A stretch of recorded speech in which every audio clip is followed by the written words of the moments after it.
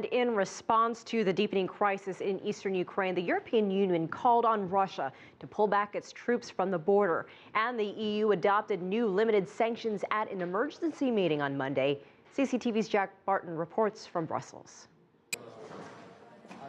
At the European Union Foreign Affairs meeting in Luxembourg, there was plenty of tough talk on Russia as the crisis in eastern Ukraine continues to intensify. There can't really be any real doubt that this is something that has been planned and brought about by Russia.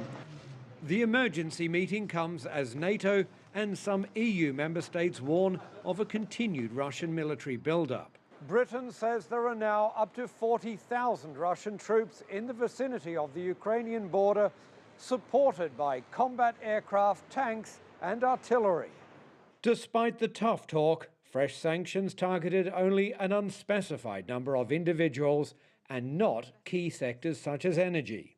In light of the latest events, we decided to expand the list of those subject to asset freeze and visa bans. Policy analysts say the economies of Russia and Western Europe are deeply entwined, making some member states reluctant to back tough sanctions. The Netherlands is the second biggest trade partner of Russia. They've been quite silent and they actually go under the radar quite a lot, but they do not want to have tough sanctions on Russia. The UK, of course, France, Italy. There's many concerns out there about what this could mean for their economies. What the ministers did agree on was €1 billion of fresh emergency funding to help Ukraine balance its budget.